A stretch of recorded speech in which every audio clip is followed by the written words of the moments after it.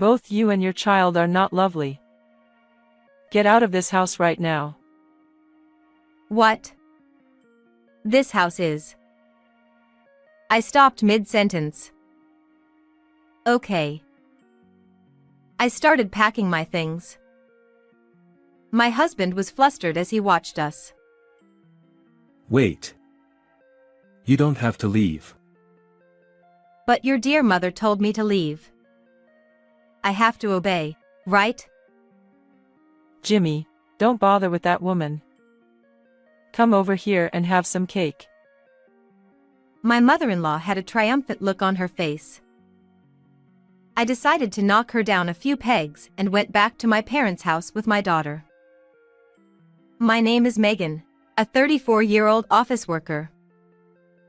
I got married to a man named Jimmy 2 years ago. Jimmy and I met through a popular dating app, and after a year of dating, we became a married couple. Although Jimmy was unreliable sometimes, he was a very kind and thoughtful man. When we were dating, he would look up restaurants I wanted to try and plan our dates in advance. Even after we got married, when I was tired, he washed the dishes for me or brought home my favorite dessert. About a year into our marriage, we welcomed a beautiful daughter into our lives. My husband was actively involved in parenting, and I felt fortunate to have met such a wonderful husband. However, as expected, he's not perfect in every way. My husband does have some faults. Among them, the most significant fault is that he's a mama's boy. The first time I suspected that my husband might be a mama's boy was when it came to the taste of food. How is it? Delicious? It's alright, but I think my mom's was a bit richer. Wait, your mother? I was puzzled why suddenly his mother's name came up. But upon further conversation, it turned out he considered his mother's cooking to be the best and wanted me to replicate that taste as much as possible. Since my mother-in-law's cooking seems to be generally rich in flavor, I've been trying to make dishes a bit richer as per my husband's request. Even when we go on trips, he always says, "What souvenir should we get for Mom?" He has a father too, so it's normal to think about what to get for parents, but my husband always starts with "for Mom." I suppose if I look at it from the perspective of valuing one's mother, it's a good thing. And I think there are quite a few men who could be considered mama's boys. However, I would later come to realize that my husband's attachment to his mother went beyond what I had expected. I'm thinking of living with my mom. Wait, why all of a sudden?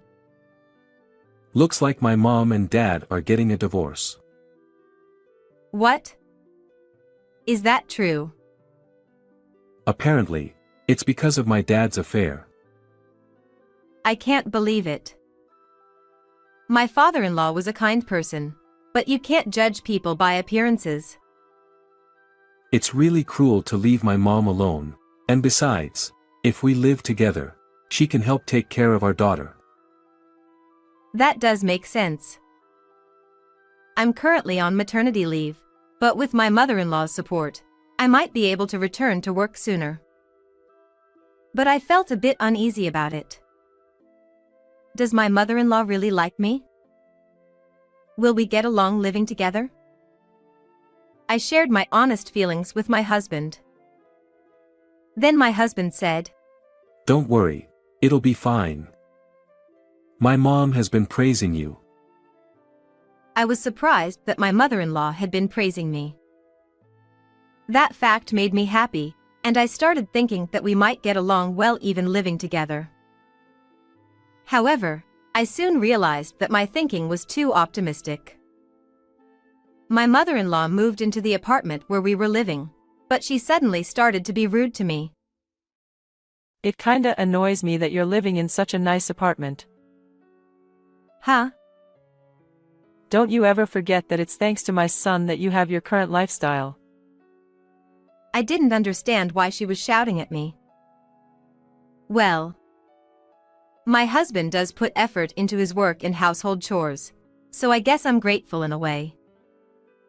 Her argument isn't entirely wrong, so I just quietly replied, yes. I'll keep that in mind. Humph. It's good to be obedient. After that, my mother-in-law would yell at me whenever there was something she didn't like. You're supposed to have ketchup with fried eggs. Why is there mayonnaise here? The bath water is too lukewarm. Set it hotter. And why isn't there any ice cream after the bath? Make sure it's stocked. Seriously, do it all yourself. And the reasons for getting angry are so ridiculous. Despite being at home all day, my mother-in-law hardly does any housework. I had hoped she would be more cooperative in taking care of our 1-year-old daughter, but she only helps when she feels like it and stops as soon as she gets bored. And what I came to realize for the first time after living together was that my mother-in-law's excessive doting on her son was worse than my husband's mama's boy tendencies. Jimmy, how was work today? It was really tough. My boss was a bit tense because it was busy, so I had to be careful. Oh my. That's unacceptable.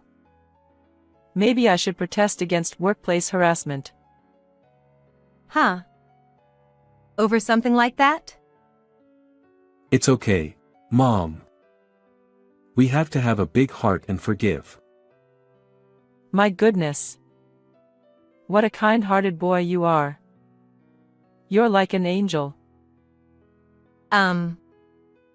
Calling a man in his 30s an angel. Ha, thanks Mom. But if I can't forgive anymore, I'll need your backup, okay? Of course. I feel sorry for his boss. Being protested against for harassment just based on my husband's mood swings. I quickly regretted moving in with my mother-in-law. Being stuck at home with someone like her was driving me crazy. That's why I decided to put my daughter into daycare and return to work. My mother-in-law got angry, saying, Why do you have to work too? But when I said, you can spend the day alone at home, you know? She seemed to find some advantages in it. Well, don't neglect the housework. She didn't get any angrier. Phew, what a hassle she is. You never know what will set her off. After I started working and had less contact with my mother-in-law, my stress level decreased a bit. But around a year after we started living together, another problem arose. It happened to be our daughter's 2nd birthday that day. We prepared cake, presents, and everything to celebrate, and we had a family birthday party for our daughter. However, our daughter had recently entered the terrible twos phase. It was perhaps the peak of it on her birthday. Look. It's a present. Open it up. My mother-in-law handed the gift to my daughter. No. But my daughter knocked it away. My mother-in-law was surprised, but she managed to hold herself back at that moment. Then, thinking that maybe the cake would work if the present didn't, my mother-in-law scooped up a bite of cake with a fork and tried to feed it to my daughter. Here you go. It's your favorite chocolate cake. No, I don't want it. But my daughter pushed it away with her hand once again. Then, a bit of cream flipped and landed on my mother-in-law's forehead. That triggered her, who has a short temper, and she exploded in anger at my 2-year-old daughter. Will you cut it out? You're getting too cocky just because I'm being nice. My daughter burst into tears at the sudden outburst. What are you doing? She's scared. I hurriedly pulled my daughter close to protect her. Shut up. She's such an unlovable grandchild. Then you're an immature grandmother. What did you say? Normally, adults don't use such words on a 2-year-old. Shut up. You're such an insolent daughter-in-law. Can't you control that mouth of yours? As we argued, my husband jumped in. Cut it out. Don't insult Mom. What? Are you taking your mother's side in this situation? Normally, you should take your own daughter's side, shouldn't you? You can make as many children as you want. But there's only one mom in this world. That's despicable. You're saying it as if it's some kind of profound quote, but it's garbage. Hey. Stop talking bad about Jimmy.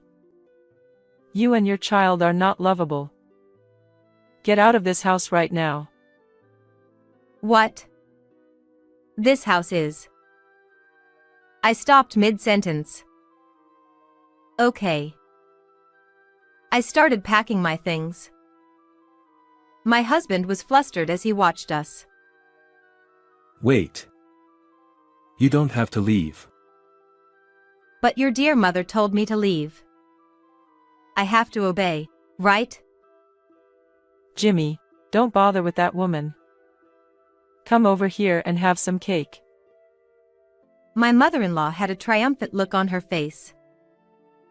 I decided to knock her down a few pegs and went back to my parents' house with my daughter. After that, my husband called me many times, but I ignored them. I proceeded with various preparations and sent the divorce papers to him. It seemed my husband also filled them out and sent them back to me. I promptly submitted them to the city hall. Then, I called my ex-husband.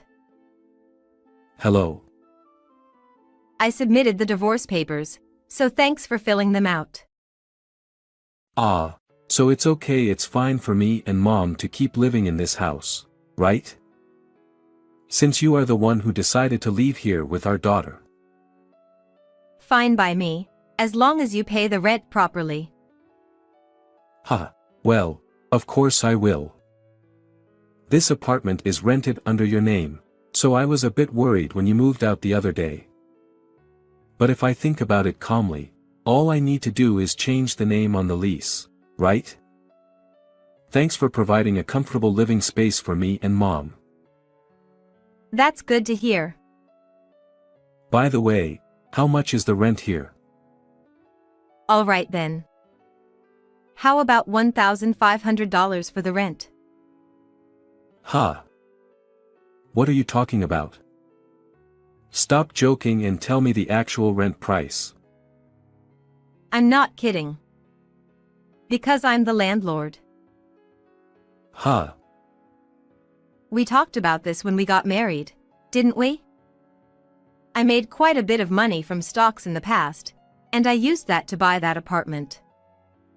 You just assumed it was a rental property. My ex-husband seemed to be completely stunned and fell silent. If $1,500 for the rent is too much for you, I'll put it up for sale properly. That apartment will sell quickly. Wait. If you do that, where will my mom and I live? I don't know. Just leave quickly. Otherwise, I'll report it to the management company. With that, I hung up the phone. Then I blocked my ex-husband's number. Afterwards, I demanded child support payments from my ex-husband through a lawyer. According to the lawyer, my ex-husband lost so much weight. Well, it must be mentally and financially tough to support both my ex-mother-in-law and pay child support. By the way, apparently my ex-mother-in-law also attended the discussions, and both my ex-husband and ex-mother-in-law were just blaming each other, saying, "It's your fault," non-stop.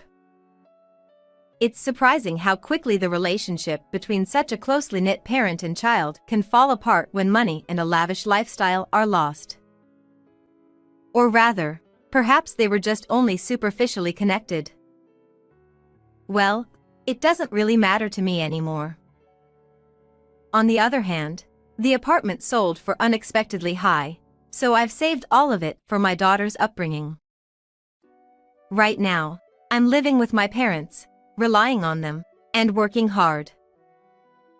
I want to be in a relationship again at some point, but right now, my top priority is earning as much as I can for my precious daughter. Oh, but in the future, I'll make sure not to become too overbearing or excessively indulgent with my daughter, taking my ex-mother-in-law as a cautionary example.